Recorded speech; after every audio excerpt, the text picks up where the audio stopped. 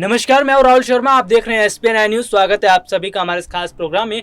Programme की शुरुआत इस वक्त कर रहे हैं गांधी परिवार से। जी हां, गांधी परिवार की कलह एक बार फिर दिखाई देने लगी है। और तो और गांधी परिवार में जो कलह शुरू हुई है, इसको लेकर अब तमाम तरह से बयानों का दौर भी शुरू हो गया। जी हां, आज हम बात करेंगे अपने प्रोग्राम में कि आखिरकार वजह क्या है कि गांधी परिवार के बीच कलह हो रही है और अब ये जमीनी स्तर पर दिखती नजर आ रही है। इसी मुद्दे पर मेरे साथ बात करने के लिए मौजूद है मेरी सहयोगी अनुजा। अनुजा, आपका बहुत बहुत स्वागत है हमारे इस खास प्रोग्राम में। और अनुजा, आपको बताएंगे कि गांधी परिवार में जो कलह शुरू हो रही है, इसका चुनावों पर कितना फर्क पड़ेगा। अनुजा, पहला ही सवाल आपसे ले लेते हैं कि आखिरकार गांधी परिवार में कलह क्यों शुरू हुई, जबकि कांग्रेस पार्टी में तो अब युवाओं को मौका दिया जा रहा है, पार्टी काफी अच्छे हद तक काम कर रही है। क्या सोनिया गांधी और राहुल प्रियंका का जो मेल है वो खाता दिखता नजर नहीं आ रहा है? देखिए, सोनिया गांधी जो हैं वो अब तक लगातार रणनीति बनाती हुई नजर आई हैं, लेकिन अब वो चाहती हैं कि कहीं ना कहीं उनके बच्चे राहुल गांधी और प्रियंका गांधी कांग्रेस की बागडोर संभाले।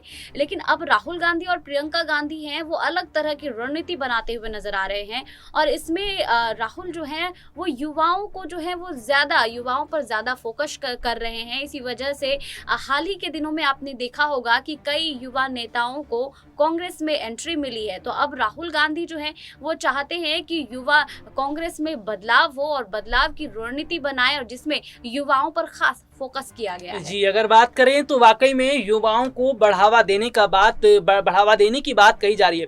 लेकिन अनुजा, कांग्रेस पार्टी को राहुल और प्रियंका जिस हिसाब से चला रहे हैं, पार्टी में युवाओं को बड़ी जगह दी जा रही है, क्या यही वजह तो नहीं है कि सोनिया गांधी को खल रहा है, क्योंकि पार्टी में कई वरिष्ठ नेताओं को अब किनारे लगाया जाना शुरू हो गया है?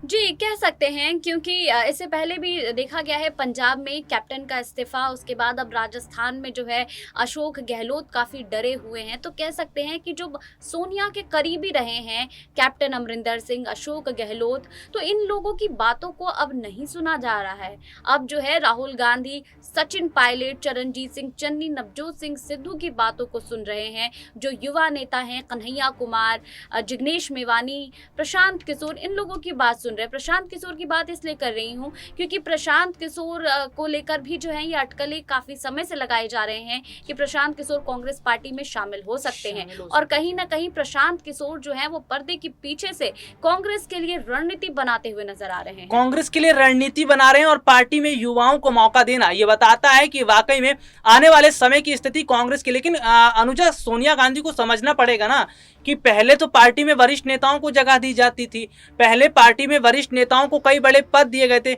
लेकिन आज और आने वाला समय युवाओं का है। अगर कांग्रेस में युवाओं को जगह नहीं मिलेगी तो जाहिर सी बात है कि पार्टी तो सिमट कर रह जाएगी।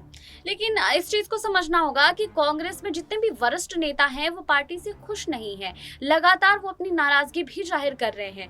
तो अब जो है वो फोकस सिर्फ युवाओं पर ही दिया जा रहा है, और खुद सोनिया गांधी को भी अब इस चीज को समझने की जरूरत है कि अब विधानसभा चुनाव, फिर आम चुनाव जो है वो सर पर हैं, और उससे पहले पार्टी में बदलाव की जरूरत है। इसी वजह से राहुल गांधी और प्रियंका गांधी जो है वो चाहते हैं कि पार्टी में कुछ युवा चेहरे आए जिसमें जोश हो, जो मोदी सरकार के अगेंस्ट बोल सके, जो मजबूत चेहरा हो, उस पर दाव लगाने की कोशिश कर रहे हैं राहुल गांधी और प्रियंका गांधी। यानी कि अगर बात करें तो फिलहाल पार्टी में युवाओं को जगह दी जा रही है, पार्टी में काफी हद तक राहुल और प्रियंका गांधी की रणनीति सही दिखती नजर आ रही है। लेकिन अनुजा, गांधी परिवार में जो कलह शुरू हो गई है, क्या इस कलह का आने वाले समय के चुनाव पर फर्क पड़ता नजर आएगा? कह सकते हैं, एक तरफ जहां देखें कि वरिष्ठ नेता जो है वो पार्टी से रूठे हुए हैं, युवा चेहरों को पार्टी में जगह दी जा रही है, तो इसका कहीं ना कहीं थोड़ा बहुत असर सोनिया गांधी पर भी देखने को मिला है।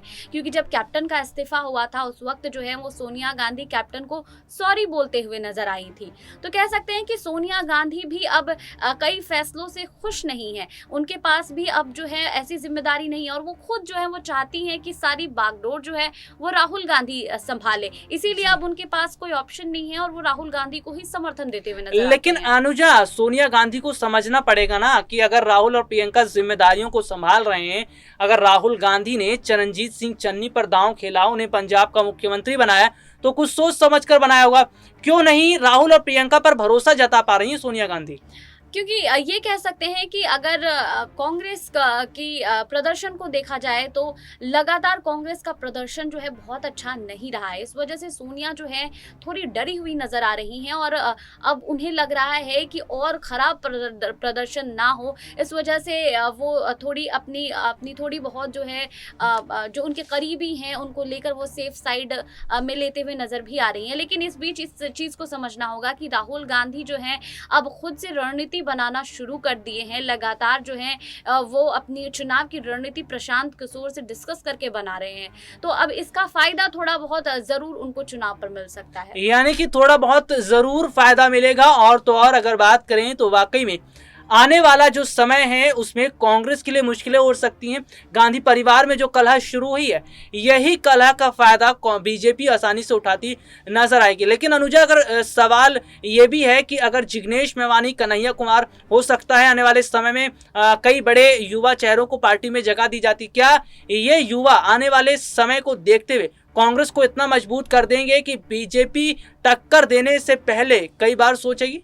देखिए, जिग्नेश मेवानी की बात करें तो वो काफ़ी मजबूत चेहरा है। गुजरात में अगर उनका प्रदर्शन देखा जाए तो इससे पहले जब गुजरात में चुनाव हुए थे उस वक्त जिग्नेश मेवानी जो है बहुत अच्छा प्रदर्शन करते हुए नजर आ रहे थे। हालांकि वहाँ पर कांग्रेस की सरकार नहीं बन सकी थी, लेकिन खुद जो है जिग्नेश मेवानी फिर निर्दलीय चुनाव लड़े और फिर वो वहाँ से विधायक बने।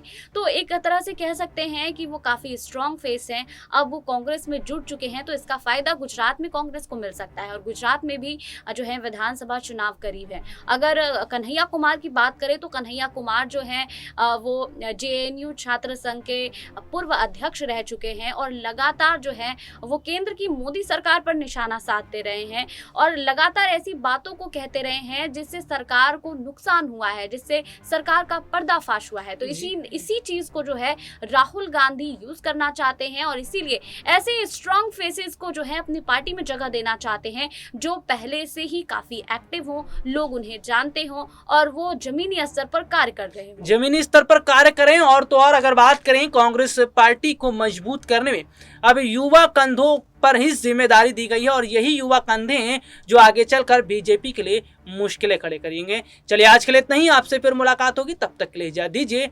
नमस्कार।